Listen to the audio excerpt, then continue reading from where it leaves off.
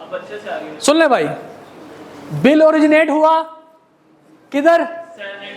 Senate में। पास हुआ किधर? सेनेट में। नेशनल असेंबली को प्रेजेंट किया गया। नेशनल असेंबली से अभी पास नहीं हुआ कि नेशनल असेंबली डिसॉल्व हो गई। नेशनल असेंबली क्या हो गई? डिसॉल्व हो गई। बिल अभी पास नहीं हुआ। नेशनल असेंबली के डिसॉल्व होने के साथ ये बिल डिसॉल्व नहीं होगा। अगर कोई बिल सेनेट में ओरिजिनेट होता है, सेनेट से पास होता है, नेशनल असेंबली डिसॉल्व हो जाती है, तो बिल वहीं पे वहीं रहेगा। नई आने वाली असेंबली को बिल ट्रांसफर कर दिया जाएगा। अगर सेनेट का बिल है, सेनेट ने पास किया, नेशनल असेंबली को मिला, नेशनल असेंबली ने अभी तक उसको पास नहीं किया, नेशनल असेंबली डिसॉल्व हो गई, तो फिर भी ये बिल डिसॉल्व नहीं होगा। तो वो 90 डेज वाला जो था पहले, वो 90 डेज में इलेक्शन, इसलिए तो कहते हैं कि 90 डेज में आपको इलेक्शन करवाने पड़ेंगे। फिर अगली के पास तो टाइम ही नहीं बचे होगा, तो मतलब क्यों नहीं होगा टाइम? वो एक एक्सेप्शन है ना। देखिए 90 डेज उस टेन्योर के अंदर आप बिल, ऐसा थोड़ी है कि जनाब आप बिल जो है वो उसको लेके जाएंगे, बिल सस्पेंड हो जाता है। फिर जैसे ही आपके पास आएगा, सेशन आएगा, उस टाइम आप इस बिल को पास करवा लीजिए। 90 डेज वहां से काउंट होंगे। जी बहुत फर्क है।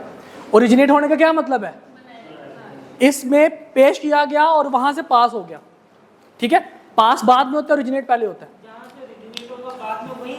नहीं, जहां से ओरिजिनेट होगा पहले वहां से पास होना जरूरी है, उसके बाद दूसरे हाउस में जाएगा। ओके, अच्छा, अब लेट्स सपोज एक बिल ओरिजिनेट और पास हुआ कहां से? नेशनल असेंबली से। मनी बिल के अलावा नेशनल असेंबली से, और वो किधर गया? नेशनल असेंबली में अभी सेनेट से अप्रूव नहीं हुआ, नेशनल असेंबली डिसॉल्व हो गई। वो नेशनल असेंबली डिसॉल्व नहीं हुई, वो बिल भी डिसॉल्व हो गया। कहते ना जनाब, तू नहीं मरया, असी मार गए। ठीक है, हम तो डूबे थे सनम, हम तो डूबेंगे सनम, तुमको भी ले डूबेंगे। ये आप MNAs जो हैं वो बिल को कह रहे होंगे। ओके, समझ आ गई बात की? और अगर ये बिल नेशनल असेंबली में था, नेशनल असेंबली में अभी पास नहीं हुआ, सिर्फ ओरिजिनेट हुआ, और नेशनल असेंबली डिसॉल्व करेगी, फिर भी ये बिल क्या हो जाएगा? डिसॉल्व हो जाएगा। Got it? यहां तक मुस्लिम साइड। अच्छा, अब अगर नेशनल असेंबली सेशन में नहीं है और कानून की जरूरत पड़ गई, कानून पास करेगा प्रेसिडेंट, और उसको हम लोग क्या कहेंगे? ऑर्डिनेंस। उस ऑर्डिनेंस की जो टेन्योर है वो 120 दिन का है। 120 जैसे ही सेशन में आएगी असेंबली, तो 120 दिन के अंदर क्या किया जाएगा? 120 दिन के अंदर उसको क्या किया जाएगा? उसके ऊपर दोबारा वोटिंग करवाई जाएगी। ठीक है, 120 डेज उसका टेन्योर होगा। 120 दिन यानी कि 3 महीने में इलेक्शन करवाने हैं, उसके ऊपर आपको 1 महीना एक्स्ट्रा दिया हुआ है, तो 120 दिन उसका टेन्योर है। नेशनल असेंबली जब सेशन में आएगी, उसके ऊपर वोटिंग होगी, और अगर उसको पास करना हुआ तो पास करके आप उसको क्या कर सकते हैं? बिल बना सकते हैं, एक्ट बना सकते हैं। ठीक है, और अगर आप उसको पास नहीं करवाते और आप वोटिंग करते हैं, आप इसको पास नहीं करना, तो वो 120 दिन से पहले भी डिसॉल्व हो सकता है ऑर्डिनेंस। ठीक है, और अगर आप चाहते हैं कि इसको अभी इसके ऊपर डिस्कशन नहीं कर रहे, इसको थोड़ा सा टाइम दें, तो मैक्सिमम कितना टाइम दे सकते हैं? मजीद 120 दिन का आप टाइम दे सकते हैं। क्लियर? जहां तक मसला मिसाइल, लेकिन जिस टाइम वो ऑर्डिनेंस पास होगा उस टाइम पे तो वो इंप्लीमेंट हो जाएगा। वो तो ऐसे ही पास होगा जैसे एक्ट ऑफ पार्लियामेंट है।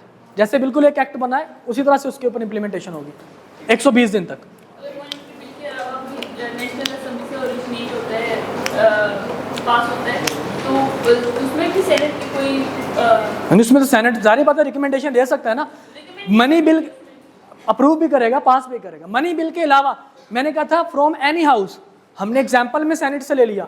ठीक है, मैं MNA से भी करवा सकता था बिल, नेशनल असेंबली से भी करवा सकता था। ठीक है, मनी बिल के अलावा किसी भी हाउस से बिल ओरिजिनेट हो, वहां से पास होकर वो दूसरे हाउस को भेजेगा। अब वो बेशक नेशनल असेंबली से ओरिजिनेट होकर पास होकर दूसरे सेनेट को मिले, या फिर सेनेट से ओरिजिनेट होकर पास होकर नेशनल असेंबली को मिले। ओके, इसके बाद एक चीज होती है डेलीगेटेड अथॉरिटी। देखिए, पूरे मुल्क को चलाने के लिए प्राइम मिनिस्टर के पास सबसे ज्यादा पावर्स हैं। अब प्राइम मिनिस्टर लोगों के घरों में, गलियों में तो नहीं जा सकता। अब प्राइम मिनिस्टर को क्या पता कि फैसलाबाद के अमीन टाउन के अंदर क्या मसला चल रहा है? प्राइम मिनिस्टर को तो ना पता। प्राइम मिनिस्टर को बताने के लिए लोग होते हैं। कौन से लोग होते हैं? MNA। एक MNA जो है वो प्रॉपर एक पूरे के पूरे एरिया का MNA है, उसके घरों के गलियों का नहीं पता। अब घरों की गलियां जो हैं उनका किनको पता होगा? आपके चेयरमैन को, काउंसलर्स को, ठीक है।